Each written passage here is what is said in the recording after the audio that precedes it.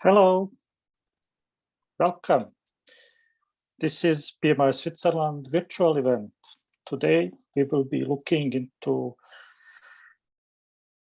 presentation that will be telling us how to lead a dynamic people-centered transformation. So today there are some home rules. Let's have a look.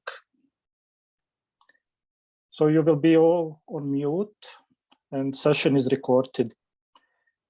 During the session, there will be some polls. So we are using Slido and be ready to connect to Slido or to take the QR code and participate. So this is a great way to make this session more interactive. Your questions you can place in the Q&A section. And then we will be taking your questions after the presentation.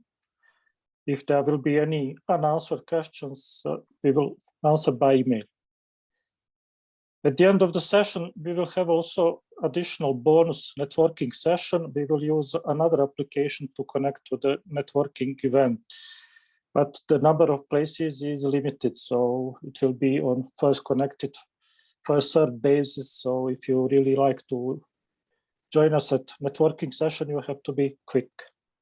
If you have any technical issues, then you can contact our host via Zoom chat.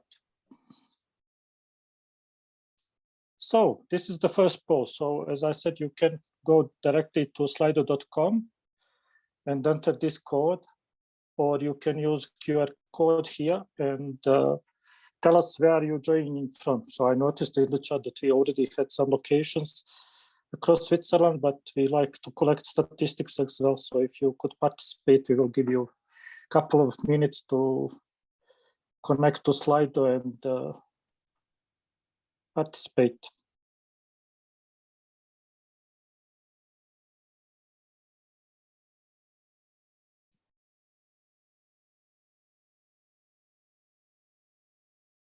So it looks like the voting is closed. So Tando, can we try to open the voting?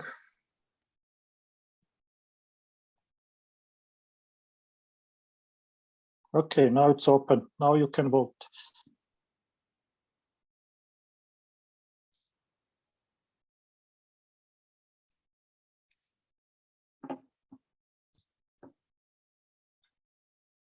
So I can see that about half of participants voted, so we will give it another minute for everyone to connect to Slido. We will use Slido later on for a quiz, and we might have some prizes to share with you if you participate and answer the question correctly.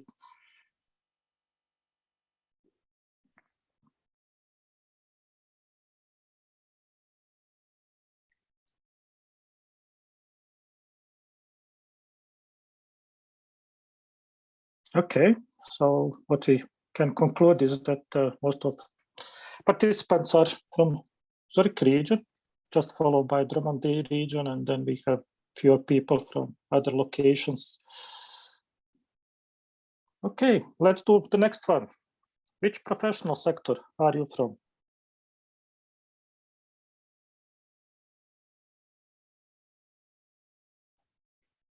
Pharma, IT. IT is leading. Finance. It looks like we have sectors that we didn't cover in this poll.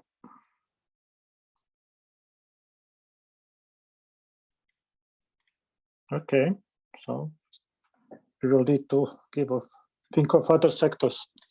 Okay, thank you for your participation. So we are getting close to the presentation of the day. So who will be presenting today?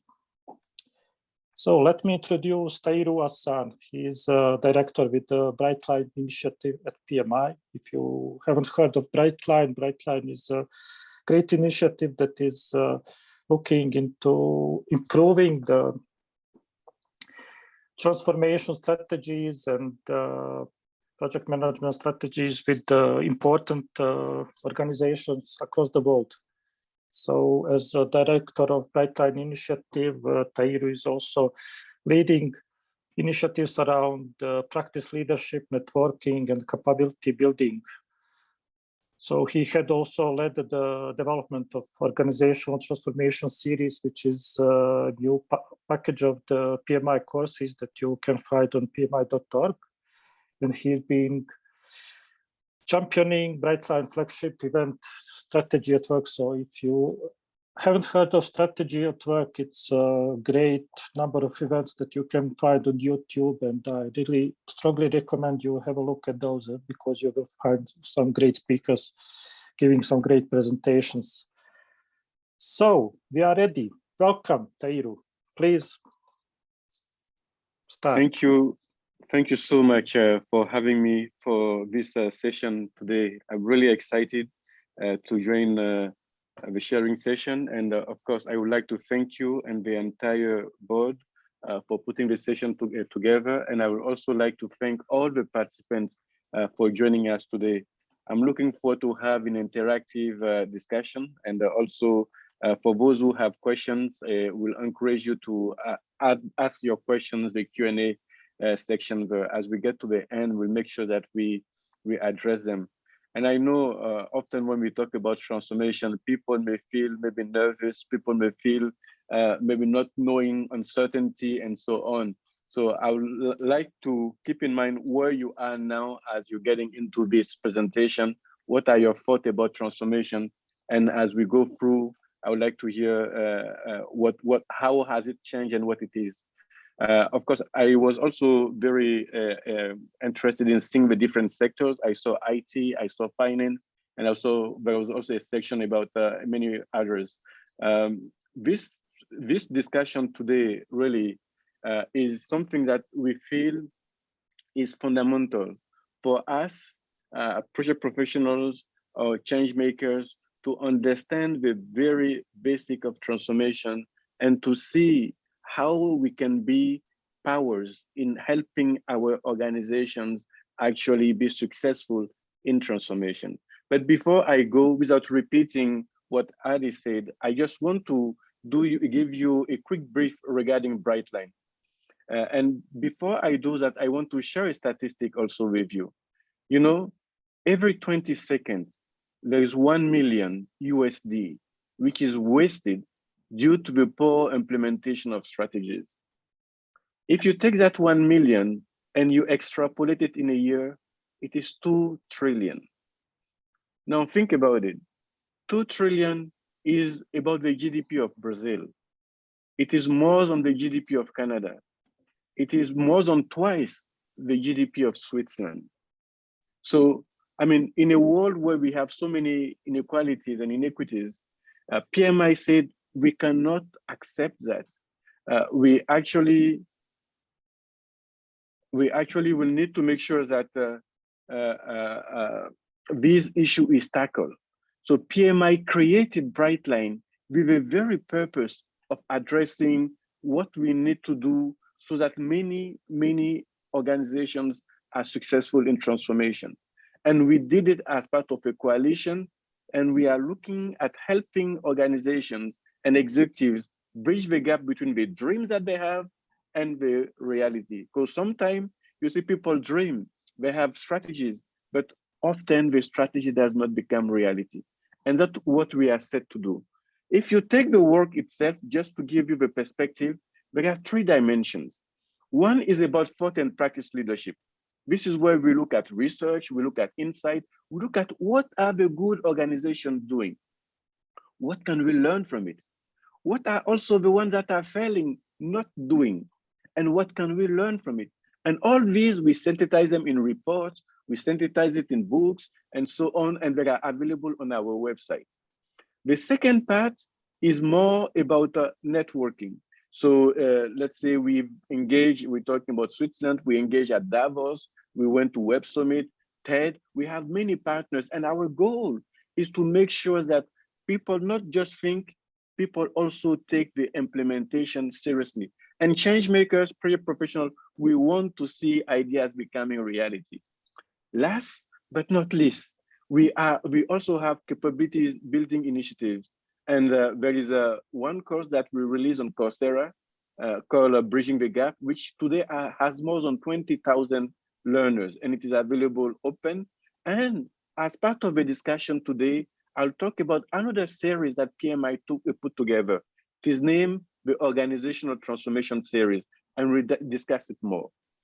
Let me just say, by the time we finish this presentation, I want to achieve at least 2-3 objectives. First, we'll know the challenge of transformation, why organizations are struggling to transform. Second, we will see a transformation compass that could help you navigate your transformation successfully.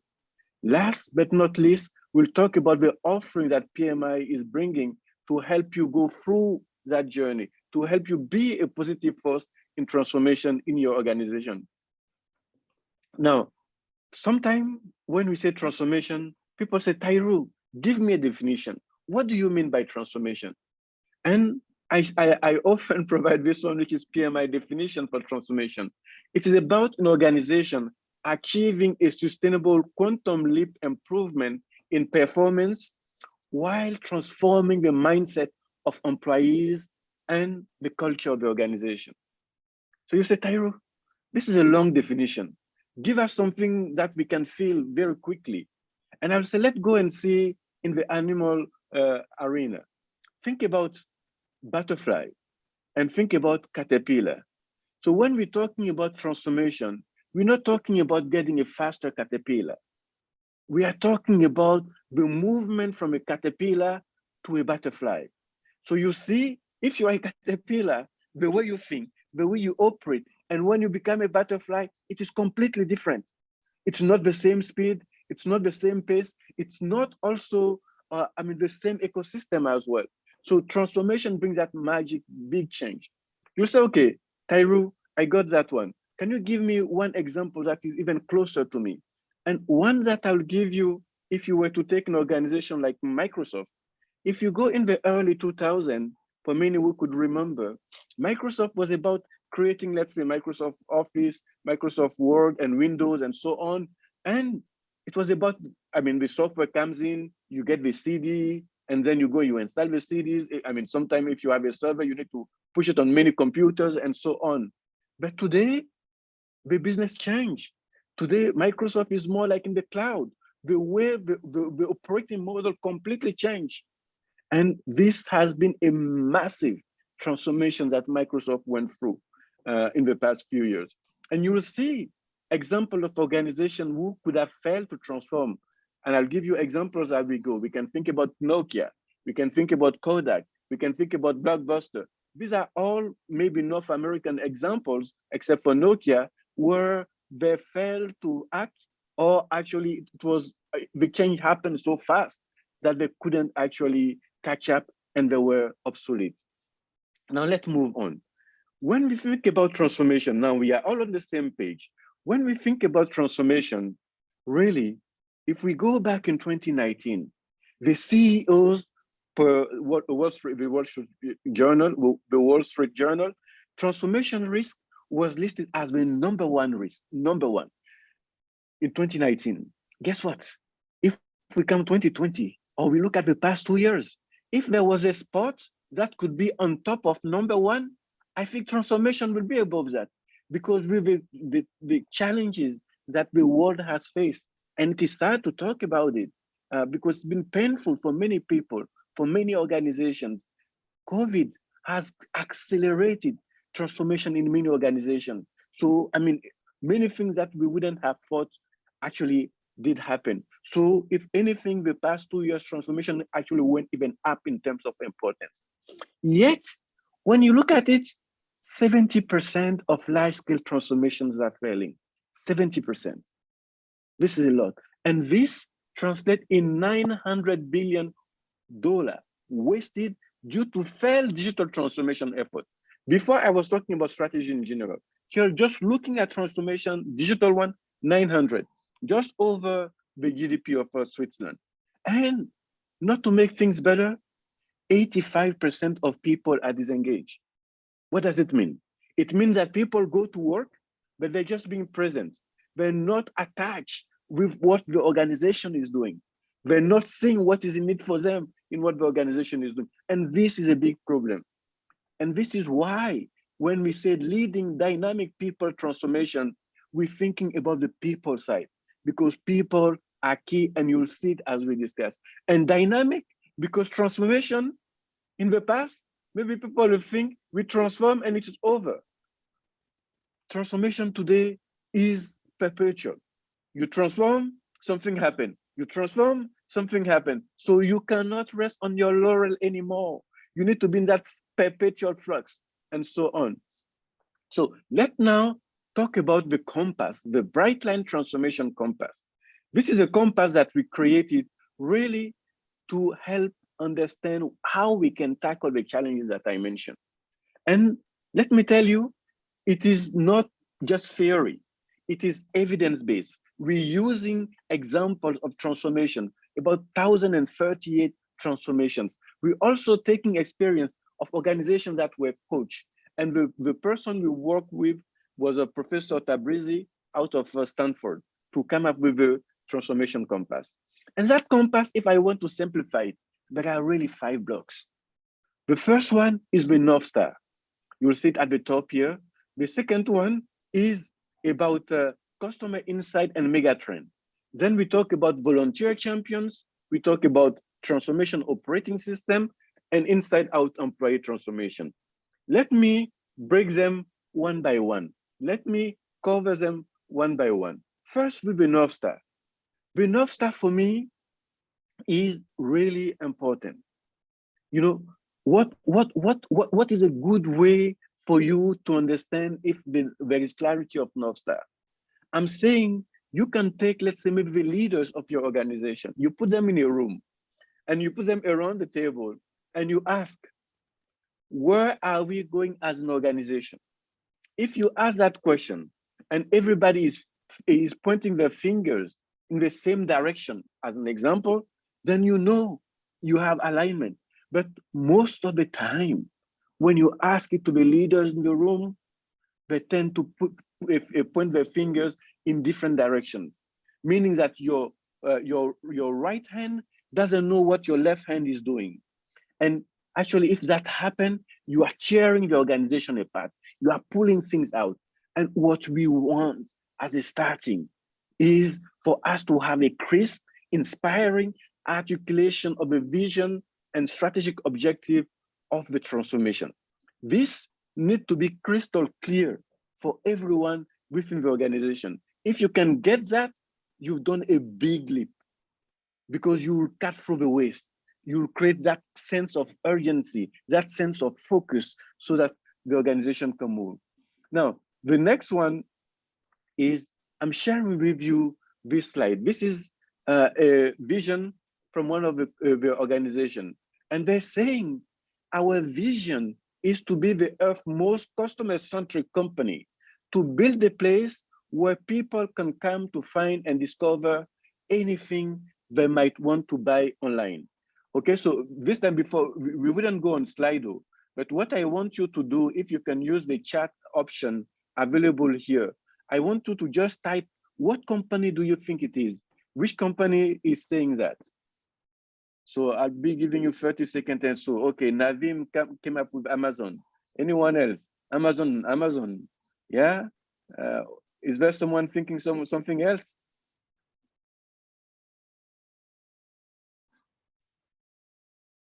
Okay, so it looks like, okay, Alibaba, okay, yeah, this is great. This is great. Exactly here. The answer is Amazon. And I'm glad that I saw Alibaba, because sometimes when I ask that question, there is the answer that comes again. Alibaba comes as well. So, and sometimes some people will say Apple as well as answers.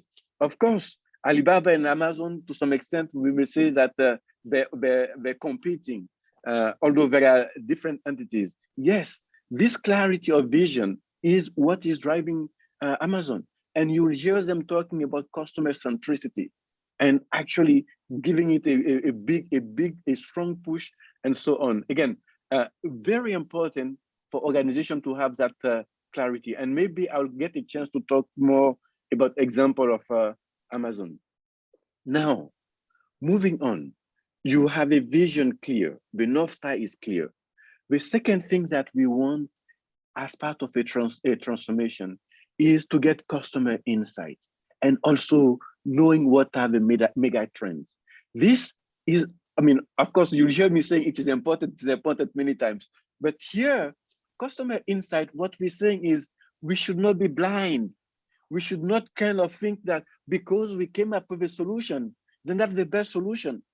Guess what? If we do that, we'll be surprised. And this, if you take Kodak, I mean, seeing but not acting on the digital camera.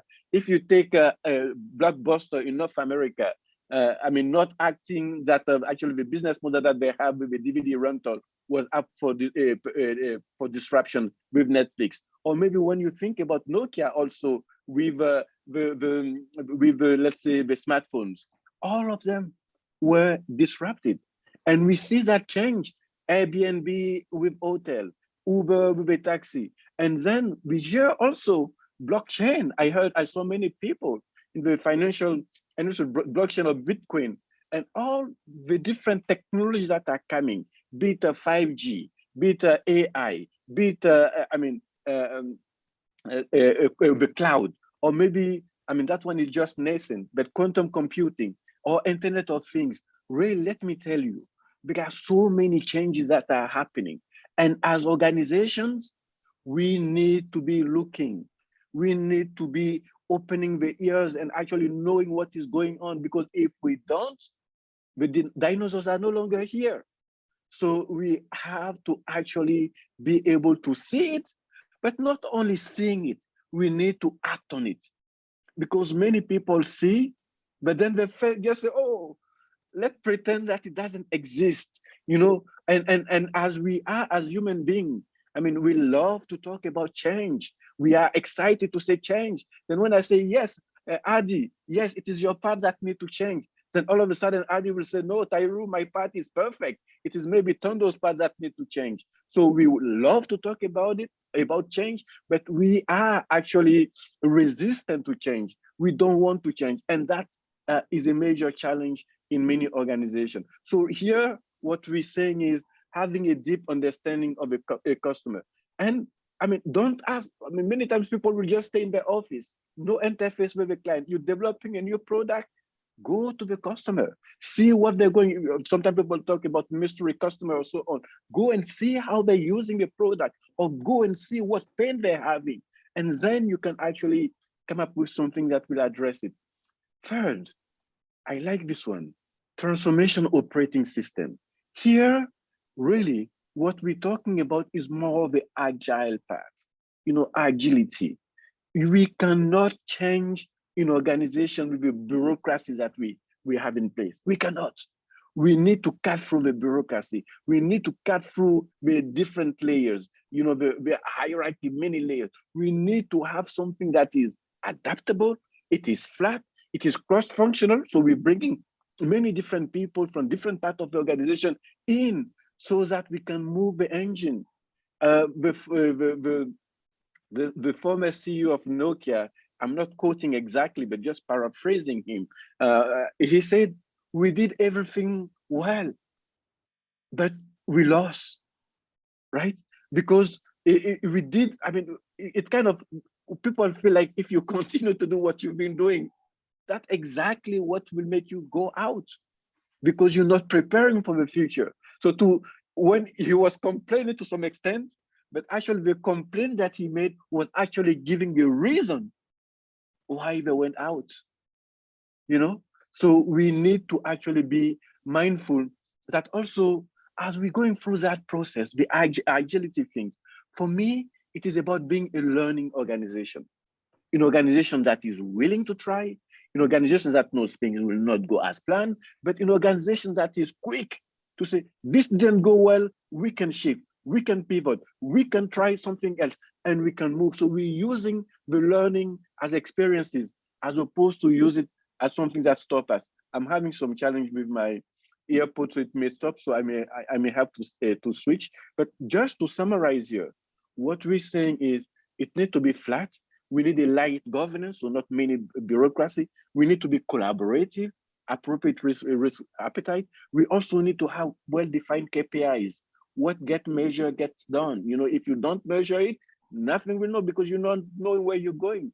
And last but not least, the VC venture capitalist style round of investments, meaning you're not putting all your bet at once. You're putting a little bit, you're seeing the result that you're getting, and then you're putting more, and so on and so on.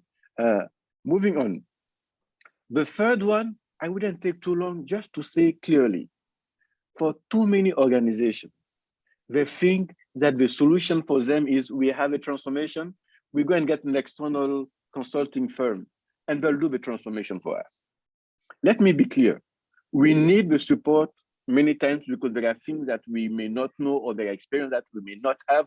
We need the support of consulting organizations. No doubt about it, especially if you're getting into many large transformation. Yeah. So there is no question about the value that they can bring to the table. But what we're saying here is that the transformation itself, you want it to be the people within your organization that are driving it. They know your customers, they know the challenges, they have the attachment to your organization. We're not looking, let's say, for a certain return at the end of each month or so on. They are committed. So you want them to be the engine. You want them to be the power. You want them to be at the center of the transformation that you're running. And if they are in, you are in a good position. Let me tell you, for digital transformation, 84% of those who are failing because of a lack of adoption. Meaning that you have a very good technical solution, so the technology is not an issue, but people are not using it. Sometimes people sabotage it, and you may see it in your own organization, or you may see it from someone that you know very, very well, maybe yourself, that there's a new solution that comes in, but I was not consulted, I'm not part of it, I'm not behind it. I'll just wait and see, you know, and then until sometime maybe someone forces it. But if actually people bring you on board and you feel like you are part of that creation, you feel like you were consulted, you feel like your point, maybe sometimes, even if your point were not taken into account, because people listen to you, people hear you out, that alone will make you a support. And you want that in the volunteer champions, because when they go back, they can also be the one that becomes your ambassadors, and they can be the next generations of leaders in your organization. The last block, and if I can say anything, for me, this is the most important. For me, this block is the most important, and that at least our mindset also will be compass. Inside out employee transformation. Meaning what? Meaning we have a vision for the organization. We have a vision for the transformation. But me, Tahirou, I have also what I want to do in life, right? So how can the organization help the different Tahirous, the different employees that are in the organization? How can the organization help to create some alignment between what they desire, what they are aspiring, and where the organization is going? This is key. If you can get that alignment, it's not just getting the volunteer champion, but it is also getting that alignment where I come to work, I'm happy to go to work because I take pride in what I'm doing. I see the connection with what I want to achieve. I see the contribution that I'm bringing. I see the contribution that the organization is doing.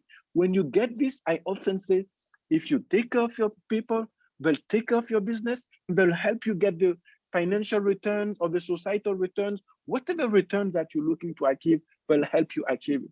Because sometimes people will say customer experience, yes, very important. But the first customer I say is the employee inside. You take care of him, he or she will take care of the people outside as well. So more like a fluid.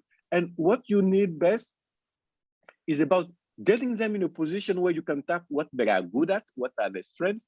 You can tap up in what makes them happy and what they care about. So strength, happiness, and caring. If you can get into this, what I call the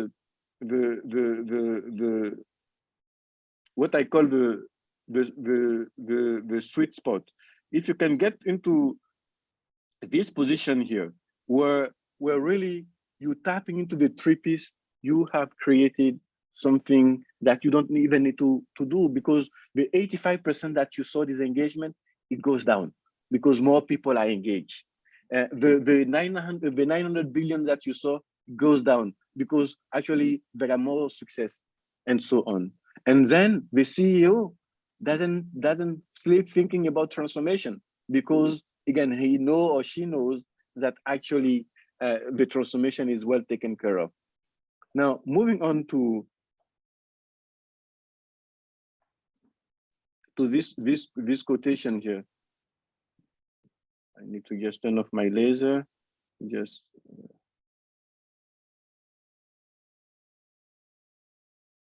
yes. For that, I created innovation by using the laser for a second. Okay, good. Now, this one here, sharing with you. Again, I don't work for Microsoft. Okay, I'm a PMI. I'm with PMI here, but I give a few examples with Microsoft. So you visit Tahirou, what's going on? But I like this quote from Satya Nadella. He said, "I want every Microsoft employee to discover a deep sense of purpose in their work." It says it all. I don't know if many of you would remember. I mean, but if you go in the early 2000s, sometime. I mean, Microsoft, there are many words that are associated with Microsoft. You'll hear about the bug, you'll hear about the virus, you'll hear about antitrust and so on. But less and less you hear now about that. Microsoft embarked on a massive transformation, and the perception, at least, tend to be more positive today than before. In the past, you'll see, I mean, the techies trying to bring it down, trying to create bugs or trouble, but less and less you see it here. And just to end on this note, with COVID, what happened?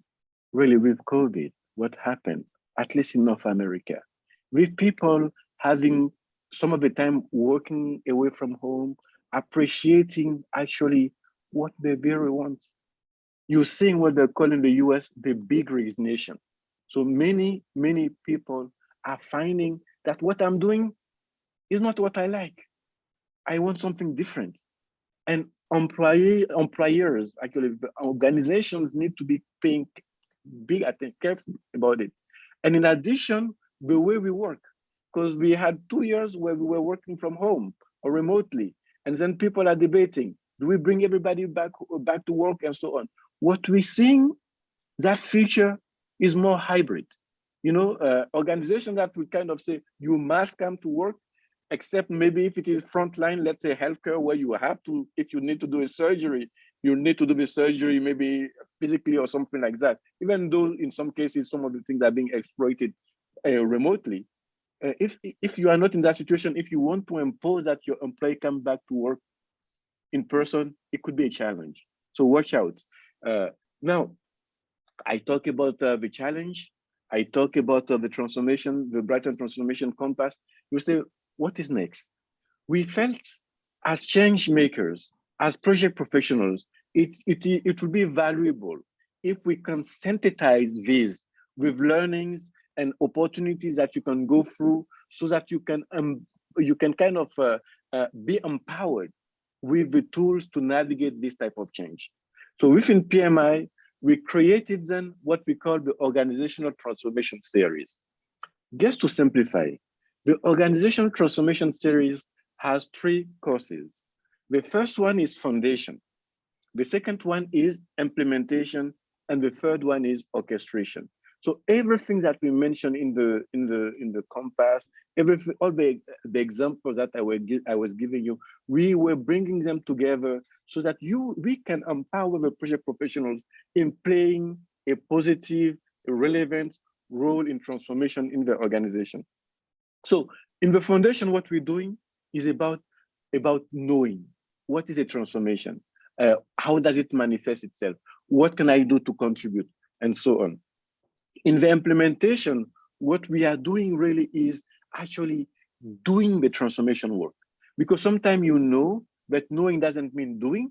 So how do we go from knowing to actually doing the work? And last but not least, in the orchestration, we are actually leading that transformation. We are making the big decision about transformation. Do I need to partner with someone? Do I need to build the resources inside? Do I need to outsource it? and so on. So we're making big decisions regarding the transformation, because let me say, if we want to transform, most likely we may not have all the capabilities that we need to do that transformation today. So we'll be here, there is where we want to go, how do we close that gap? So really important here. Now, you'll say, Tahirou, give me something that I can grasp. How can I quickly also explain it to someone? And I like biking. I stayed for some time in Copenhagen. So, I mean, everybody pretty much has a bike. So in Copenhagen, Denmark. So I will give you the bike analogy. And I'm saying the foundation is about presenting the bike. We'll tell you, this is the bike. This is the steering wheels. These are the wheels, this is the seat, this is the pedal. So we are describing the bike for you so that you understand what is a bike, right? And then when we go to implementation, we no longer come to say this is the bike. We say pedaling, we're helping you. So you'll be kind of pedaling. So you are riding the bike. So you are actually using that power of the bike. So you are implementing it and getting the return. And then when we go to orchestration, you're making the big decision. Do you need a race bike, or do you need a mountain bike? Do you need a small tire, or do you need a large tire? Do you want the handle to be higher, or do you want it to be smaller? So you are actually framing what that transformation looking like and how it will work for your organization. So from now on, I'll just share a few details, but this is the analogy that I wanted to give you so that you are more familiar about it. Of course, in the foundation, again, we'll be talking about the transformation concept, and then where the changes are happening and how we need to identify the challenges. And we actually put a course with the different modules that have changed in context, the blocks that I mentioned there, we covered it. We also talk about what role can you play as a project leader in a transformation. You know, maybe you are part of a program manager, or maybe you are part of a central team, or maybe you are part of a rapid response team, or maybe you are coaching and so on. So project leaders, we show how you can play a role in that transformation. And then when we get to the implementation, as I mentioned, it's about doing. So you think about the strategies, you think about how do you actually get the work done. And we are putting an example to support you. So it's not just only theory. We put an example of a company that was a furniture company that was going through a massive disruption due to, I mean, ESG, so environmental, social, and governance. So how do they go about navigating that transformation? And last but not least, the orchestration, again, what I mentioned about the type of transformation that you need and the capability that you may need, and how do you actually lead a people-centered transformation. That one also has about 10 modules, and each course really takes you about 10 hours to complete. And then you can also decide to write the micro-credentials, which is attached, so it is one package deal. And then you get also the badge to show that you have harnessed what it takes to do the transformation. And then from a concept perspective, you know what is needed. Of course, we as I said before, getting feedback. So we design it, we get people involved, we're getting feedback that is coming in. And so far, the feedback has been overwhelmingly positive. Every day or every other day, I see someone posting, I learn it, the course is well organized, this will be useful for me in my organization, and so on. My intent here is not about asking you and take another course. My intent here is to say, as project professionals, you want it or you don't want it. Your organization, or you may be interfacing with transformation. So it's better that we go ahead of the curve, that we prepare ourselves so that not only we could be a positive force in the transformation, we could even help our organization drive that transformation. And I know we were talking about financial. So when you think about the Bitcoin and all the financial industry, the changes that could happen, or maybe when you think about IT, which is always moving. And today, when you think about also ESG, environmental, social, and governance, I mean, in some places, it's happening already very fast. Let's say in a company in Denmark, which was basically name was Dong. So it is Denmark Oil and Natural Gas Company. They made a massive shift. They pull out completely of oil and gas, and they created a company. I mean, they changed the name of the company to Ørsted, and now they are in renewable, so wind and a new, a clean source of energy. And if you are a company also, today people will be looking at what are you doing on the east side, on the environmental side? What are you doing on the social side? People are watching, and we need really to prepare ourselves for that wave. And change makers, we are the key in that journey. I know we can talk a lot. You could see I'm passionate about the topic, and I hope, again, in the past few minutes, we had a chance to cover things that you could find useful. Just to summarize, what are the challenges, the transformation compass, what you can do to empower yourself, to help your organization also be successful. We don't want to see the 900 billion wasted. We want to see more success. So 70%, we want it to go down. We want people more engaged, and transformation is a people game. Take care of the people, they'll take care of your organization. Thank you so much. I'll stop here and give the floor back to my colleagues. Okay, thank you, Tahirou. It was great, so amazing. If I may add, so I think that just thinking about internal employees as internal customers may actually be big cultural change, because as a fact, I know in some organization that's not the case when we are implementing projects or changes. So in addition to what Tahirou said, I have to say, when you go to OT series courses, you get access to great number of great tools and resources, so it's almost infinite. So if you go to read everything of that, then you will spend much more time than 10 hours that actually Tahirou said. So it is great resource, and you get access also to documents that were produced by some of thought leaders that participate in Brightline initiative. As we are waiting for the next slide be ready now, we will have a bit more of engaging to do. So we are going to learn, how do you feel now about transformation? So if you feel more confident or feel that this might be some change maker for you in implementing projects, because you do not need to be really change manager or transformation leader to apply any of these great advices. So I invite you to participate. So inspired, excited, must be initiated soon, convinced. Okay, so excited is winning.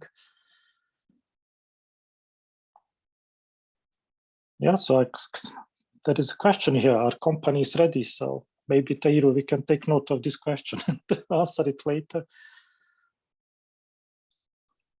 So convinced, challenged, excited. So this looks like, okay, great. So I can see that you gain some confidence now with this presentation.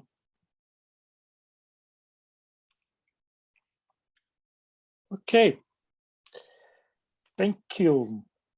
Now the quiz. So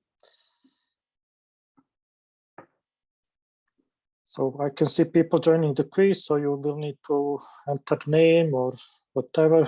So you think that is appropriate at this situation. It can be initials, it can be what you want to present yourself with. So I will give you a bit more time to join, to enter your name. Okay, let's wait another 15 seconds. Okay, more people joining, 10 seconds to join. 5, 4, 3, 2, 1. Okay, let's see, what is the quiz about? So, what are the free PMI Organizational Transformation Series? So I think it's very easy to guess. I think we should actually put more choices here, but anyway. So I will let you answer, you have enough time. So another 30 seconds to think about the answers, but I think it's straightforward, really.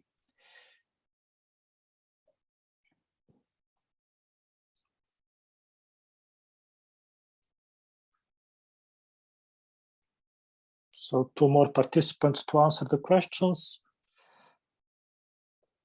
So 10 seconds to do that. 9, 8, 7, 6, 5, 4, 3.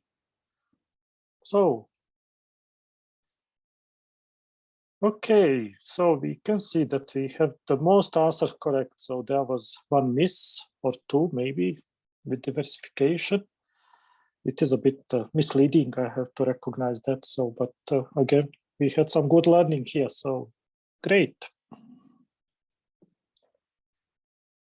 So Stephanie won, she was the fastest, and certain HS and certain NGG.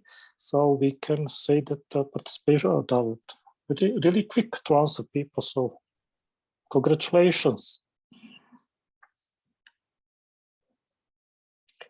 And Tahirou, thank you very much for this. So it was really great presentation and very engaging. So I think our participants liked it. So I'm looking forward to see some questions in the question and answers section. So, okay, now you can ask your questions. Go ahead.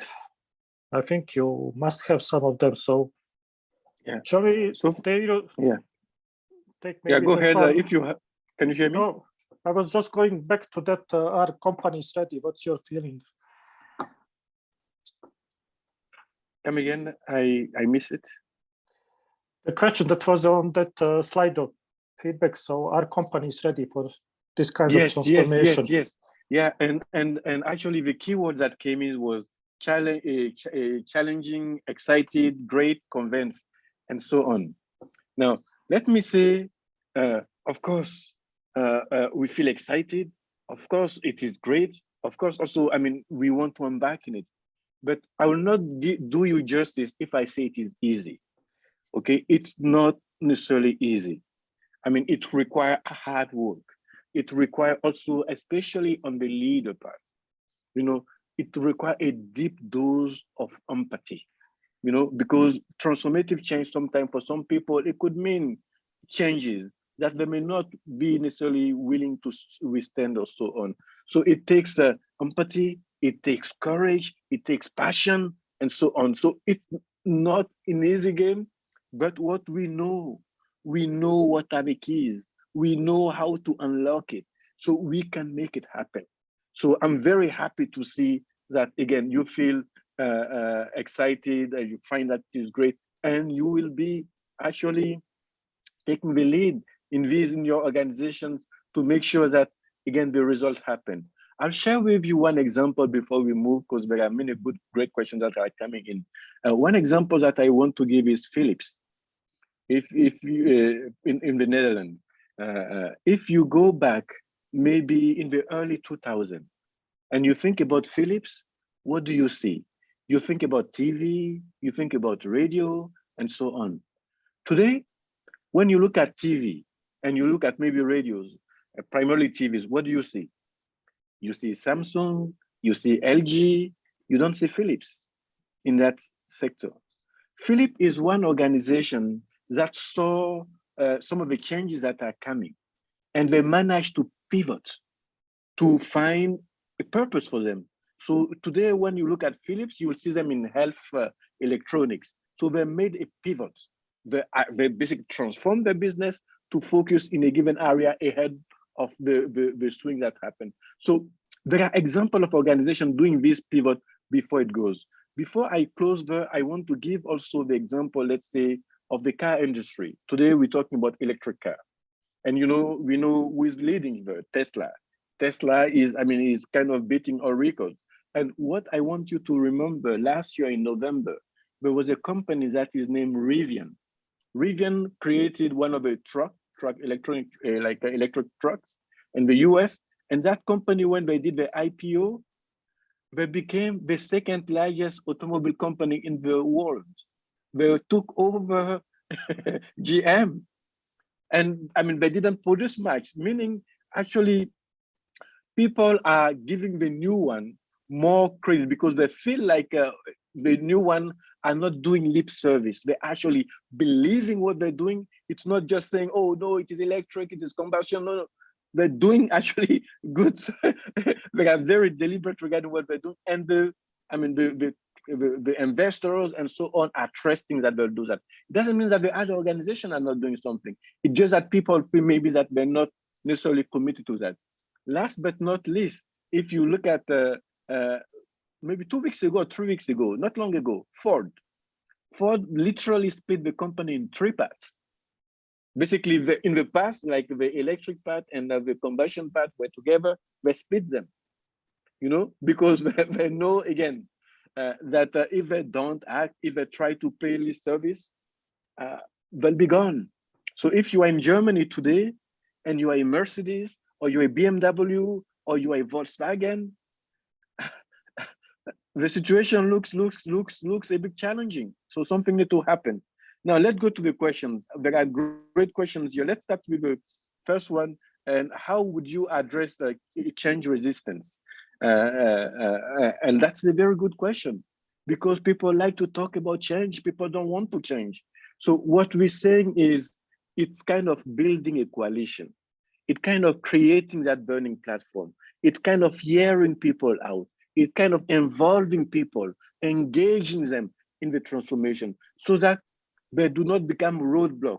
But at the end of the day, you need to show them what is in it for them. You know, what are they gaining out of the transformation? What is that future? How they can contribute to that future? If you're not taking the time to create that burning platform, it is difficult. It's true, in period of crisis, there are opportunities, you can accelerate things, but you are better served if you could actually get people to understand why that burning platform, what it means for them, and so on. Otherwise, they say, oh, yeah, we don't understand. But often it's not like we don't understand, it is we don't agree. We don't agree, but it is more, it's cool to say you don't understand than to say you don't agree. So then you say, I don't understand, and you don't take the action. Great question. Continuous transformation. What about change fatigue? Yes, this is the second question here. What did I lose it? Yeah, the question was about continuous transformation. What about change fatigue in enterprise, and how do we approach it? Yes, I think this is a challenge, because sometimes if you do too much change, I mean, people, I mean, they are not machine, because there is up and down, and I mean, there is that change. Sometimes there is that circle where they say mourning, acceptance, and then you go through that mourning cycle. And if you put too much at once, there could be a challenge, right? There could be that what we call the burnout and so on. But what we're seeing is that it's not like people don't like transformational change. People want the right type of transformation. People want the right type of change. So what you need as a leader to do is actually creating that trusting environment. When you promise something, you do it. What we say is, don't put the signal right and then turn left. Because if you're in front of me and you put the signal right and you turn left, guess what? At the next time when I'm there, I will not trust that you'll do what you say you'll do. So creating that trusting environment and showing what it means. And also sometimes you may decide, okay, I'm going, we transform it, but maybe we decide to pause, consolidate, and then we embark on again. But what we're saying is it depends also on the industries that you are in. There are some industries that are moving faster than others. In some industries, 6 months is a long time. In some, it maybe the cycle is longer. So understanding that environment also is important. So if you are in the IT and you say, no, I wait 3 years, guess what? You don't have that luxury. By the way the organization is, you need to move fast. If you are maybe in government services, sometimes things tend to be slower, or maybe in education, things tend to be slower. But it doesn't mean that you rest still. It just means that you need to appreciate the pace of change and people willingness to cope with that pace. But what we've learned also, big thing here, for most transformation, the successful transformation, most of the time people were wishing it went faster. So people, because sometimes when you are too slow in making that change, it loses momentum. And then people basically, it lose the steam, and then you don't get the result, and then people have a chance to kind of sabotage it. Great question. How to identify or understand megatrends? This is a very good question here. And for this question, what we'll say is there are usually, depending on the domain that you are, there are publications regarding what the future could be. Of course, nobody can predict the future, what the future could be, or what major changes we're seeing happening. For example, you'll see The Economist has a paper every year coming in and say the world in. So basically anticipating what 2022 could be or what that future could be. You'll see also sometime the meeting in Davos, you'll see that people projecting, people basically reimagining or envisioning what are the different options, because it's not usually one, there are many paths. So we need to be kind of watching them. Now, most of the time, what we see is the future is here. The future already happened. It's just not uniformly distributed, meaning that there are places where it happened and there are places where it will happen. If you take the electric car, today, look at what is happening in China. China is the big purchaser of electric cars, and big things are happening. So the other people, maybe the other organization may be kind of catching up, right? If they don't, if they don't follow that trend. So this is something that we see. And then if you are, let's say, in the trucking industry, or if you're a trucker and you see the move for let's say autonomous driving, you know today that if you don't do something, your business will be disrupted. If you are, let's say, in a downtown and your business is about gas stations, you know, if you don't rethink how that gas station might be in the future, maybe you become a place where people start charging the vehicles, or maybe you start thinking about a new real estate project and so on. One day you'll be kind of be caught by surprise. So it is always looking at options and not saying, I'm here and over. No, you need to be here, and then you need to look at the future. I mean, I will give an example with Volkswagen. Volkswagen have what they call the two-speed, meaning that they have today a focus on the combustion engine, but they created also an entity or program basically that are looking at mobility, all the different ways of moving. So meaning that you cannot just kill today's business overnight. You need to envision the future, start working on that future, and then maybe the one that you're envisioning take over the business of today, and you do a nice transition. North Star, this is a comment. He said North Star is a clumsy term. It's never a destination objective, but a steady orientation point that helps you find your way to your destination. Absolutely. I mean, it is what you are aspiring. It's the piece that you have here ahead, the higher purpose, and so on. And it's what drives everything that you need, everything that you're doing. So thank you for the feedback. Back here. Okay, my audio just switched. Can you still hear me? Yes, we can hear. Okay, good. Wonderful insight and presentation. Would you have some advice to convince our top management to advise? Yeah, to align. Yes, this is the challenge, right? Because sometimes people talk about the frozen middle, thinking that it is people on the front line that don't align. But sometimes it is also the leadership. That is kind of, it is easier if I'm a CEO and my retirement is in 3 years, you know, I don't want to rock the boat. I want to wait for 3 years. So don't talk to me about a change. Let's wait 3 years and let's see that change happening. Or let someone else take off. If someone will come in 3 years, they're the one that will be leading that transformation. But what we're finding more and more, actually, we released a document that is called People Manifesto.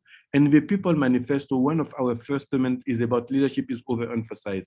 What we're saying there is, the kind of leaders that you need today are leaders that would recognize that there are things that they may not know. And when they don't know, they don't need to know the answers. They need to be humble enough to let those who know or bring those who know to be part of the team, to be part of the journey, to help them carve that future. And it takes openness. It takes a different culture, because sometimes there are some cultures that suppress these changes. And there are some culture where people don't want bad news. But again, it takes a change. It takes a leadership style that's I want to hear it. The good, the bad, the ugly. I want to hear it. And then I decide what I'll do. So I don't have a definitive answer regarding it, because what I know though is the organization that tend to strive are those who are open, those who are also diverse in the structure, the leadership, the people within the organization. Then you hear the different voices, right? You will hear the high note, the low note, all of them are there. And then you can decide in that what you will do. Thank you for the question. Great question there. Last question here is about when you start, how is the feeling with people? Are they anxious, afraid? And how do you make them feel passionate and make them see the change? Yes, I mean, we are human. It is human nature, right? When something new that I don't know, why would I change? Why would I adopt it? And so on. Is it telling the truth? So yes, it is restless. It is also frightening at some point, because people have had maybe in the past bad experience. You know, people have had people coming and say, this is what we'll do, and then tomorrow they do something else. So when we hear that, we put our, survival mode, right? Just trying to figure out how things are. What we see work best, what we see work best is trust. If you can build an environment of stress where things are said the way they are, people may like, people may not like. Of course, one need to be also careful not to, just because you're telling the truth, you also actually disrespecting people and so on. There are ways of communicating it, but creating that transparency within the organizations so that people feel comfortable, and you bring them part of it, hear their voice, listen to them. What are they fearful? Let's put it on the table. What are you concerned about? Put it on the table. I might not know the answer, but let's see. And then address them as we go. The more people play, like say, hide and seek, or the more people kind of try to hide things, the more difficult it becomes. So yes, so not easy, frightening, but at the same time, there is joy in making sure that we can strive and help the organization moving. And when you give people responsibilities as part of that change, when I was talking about the volunteer champion, they will see, they can touch, they can feel, and there could be the positive force that you need into the transformation that you have. So this was the last question that we had from the group there. So really appreciate the question there. I hope we did address them all. Okay. Maybe I can ask one or two questions. So what came kind of through my mind. So how would you compare organizational transformation series and this methodology to another one that is quite a lot used and known in Switzerland, ProSky? It is also about change management transformation. Yes. So yes, what I often say is, of course, ProSky is about the change management, and this one, the organization transformation, goes holistic. It talks, about, let's say, what type of transformation you need, because you have to look at it. Are you doing just a productive transformation? Are you doing a strategic transformation? Are you changing your business model? It talks about where you are today, what are the capabilities that you need. So to some extent, it goes beyond. It is the entire business that is transforming, the strategy that you need to put in place, and so on. And then within it, we're talking about the people side. So if someone has taken change management related things, I'm not saying it is wasted. If anything, it could be useful. Actually, it would be useful because at the end of the day, we're saying it is a people's game. But the Organizational Transformation Series goes beyond. It's more holistic in its coverage. That's what I will say. So I will not see them as competing. I'll see actually one being useful in the other one. The OT series being the one that gives you the more full holistic view of the transformation. So I will not oppose the two.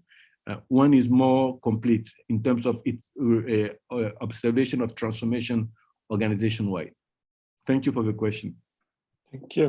So I can see there is another question in the question and answer sections. Maybe we can answer that one and then we finish. Yes, are there any recent use case that you can tell us about? Yes, there are many changes that are happening. We actually produced a report in 2020 regarding transformations and what were the transformations that are happening, what leading organizations are doing, and that research is in our website of the Brightline about mastering transformation and so on. So we give insight.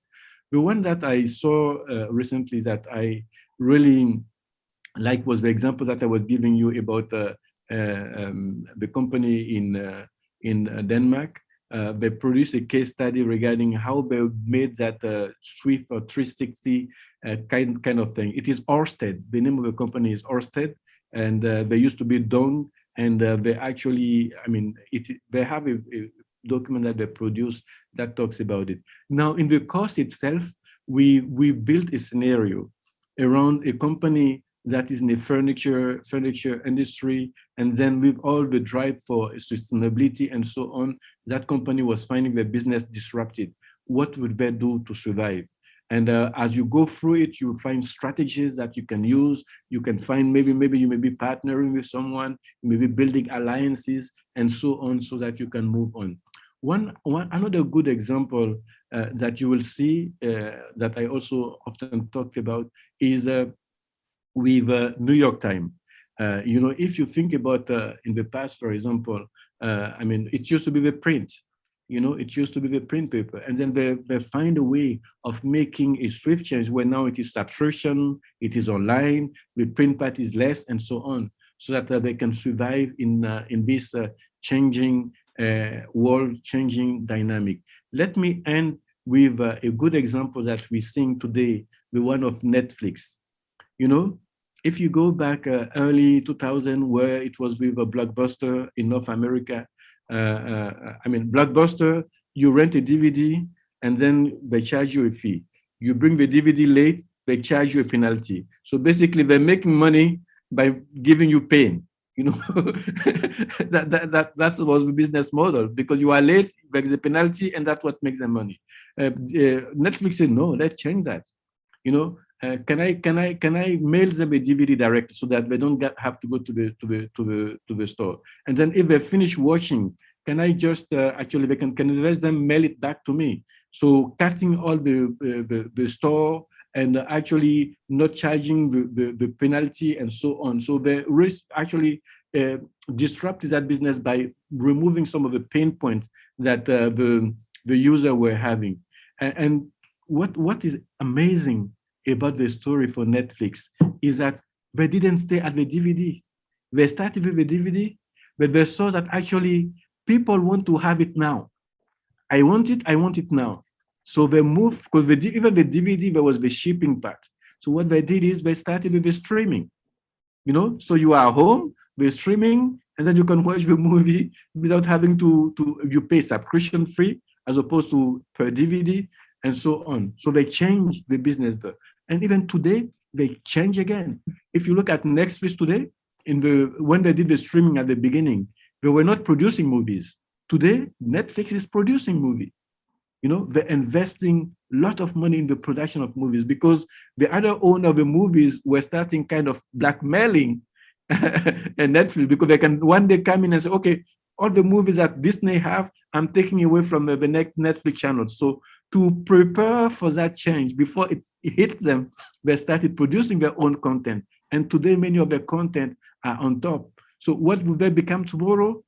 That is open as well, because if they don't adapt, they may be gone. So maybe tomorrow Netflix become an education company. You know, you are home and then you can take your courses because of a film, like basically learning with films or whatever it is. So change is constant. It's never stopping. So I mean, when I say never stopping, not negatively, meaning that adapting all the time and making sure that we are prepared before it takes us by surprise. And yes, so that's what I will say to that a great question. I gave a few examples here, and there are many. I mean, you can see the one of Microsoft. You can see about Amazon going to the cloud. There are many, and the great organizations are the ones that reimagine that future. You know, they reimagine the future before it is late, and then they can kind of pivot before it is late, before someone eats the breakfast. Thank you. So yeah, we can say that Amazon as well is producing now movies and TV series, maybe becoming the most important competitor of Netflix. Thank you. So it was really great. So great examples, great questions. Thank you to our participants who made these questions, so made this more interactive. So I will just remind you, there will be later on the networking session. I think the link is available in chat. So if you like to continue chatting with Tahirou and some other people, then just use that link and you can connect to that session. So let us just complete with a few more slides. Let me thank our organizing team. So Aisatu, Leandro, Tando, who are in background making this happen. So thank you very much, guys. So I think you know about PMI brand ambassadors. So they are promoting PMI organization, and they are here as well today to talk about PMI. So if you have any questions, so you can meet Alex in that networking room, and otherwise you can also get in touch with Alex by email. The email address here. Just to mention that slides will be sent to you in post-event email, so you do not need to worry to take notes now. You will receive the slides in a week or so. Some more exciting events coming our way. So tomorrow morning you can join for a so-called PMI coffee talk. You can talk to members of the board. It's basically open door events, so you can ask any questions you like about chapter and PMI. Next one is in person in Geneva. So how you tailor your project based on the latest edition of the PM book. So there is a great specialist who will be presenting this session. I'll let you discover it on our webpage, so which is mentioned below. You go to PMI Switzerland and go for events, and you can find out.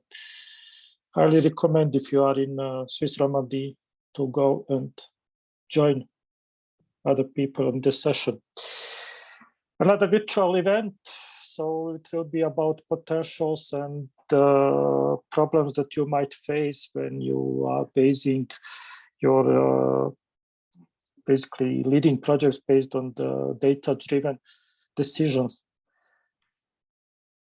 One that I like really much, and we have a small jubilee here, so celebrating 10 open spaces. So for those that are not familiar with open space, so it's interactive virtual sessions. So we go into breakout rooms and we discuss questions that participants bring. So you come with your questions and talk about here with the team is politics. So I think we all had faced the project politics and had to find a way around politics. So let's discuss it in this event, so we can talk about it together and make some exchanges in experience. In-person event Zurich, it will be about design thinking. You get a chance to learn and experiment design thinking in an interactive session. And the last one here on the list is swarming. It's really about how high-performing teams create value faster, better, and smarter. Okay, I invite you as well, if you are not already volunteer, to join us. So what we do, we network together, we learn together, we have fun together. So we also give back. So we have social good teams. So if you like to participate and give back in as a project manager or change maker or just participant, it's a great opportunity to do something.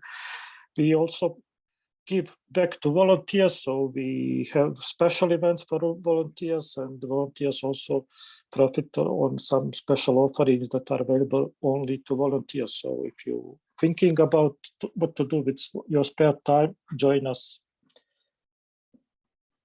And you can follow us on social media channels. So just to mention that this session was recorded and it will appear on YouTube in, let's say, 2 weeks.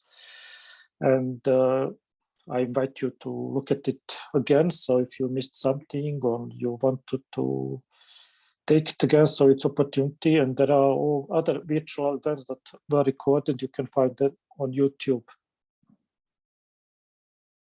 Thanks to our sponsors. So our sponsors help us to actually provide these kind of events, and they help us to do some other great things for our members. So being member of PMI Switzerland is a great experience. So thank you. And we like to learn from experience. So here is the link to the survey. So please let us know how we did. Did you like it? Also, we take the suggestions for potential new events. We can do them in person. We can do them virtually. So do not hesitate to give us your feedback. For those who are collecting PDU code, PDUs, here is the claim code. So you can record it now, or you can take it when you receive the slides. So there is no rush, but I will give you another. Yeah, I wanted to give you 10 seconds to take this PDU code. So let's say 8, 7, 6, 5, 4, 3, 2, 1. Okay. So let's go network. So thank you all for joining us today. Thank you, Tahirou, for making this event so great. So for those who have any technical issue, I suggest you stay in this room and maybe talk to our host. She will help you. Aisato will help you if you have any issues. For those who already connected to the networking session, I will see you there. Thank you again. Thank you. Thank you. Have a good one. Thank you, everyone. We really, really enjoy having you here. Thank you for participating. And thank you to our speaker. If you have any issue with the special, please let me know so that I can send you the link again.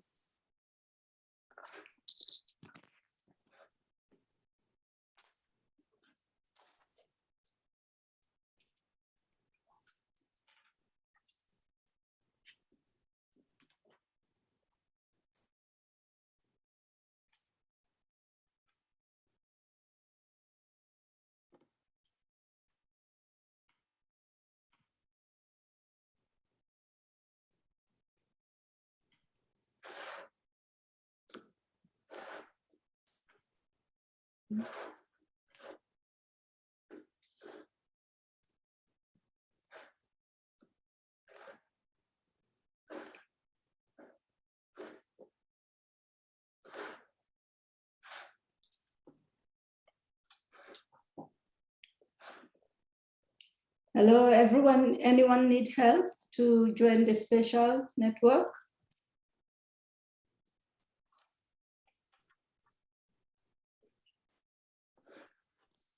Okay. All right, then see you there. Thanks. Bye.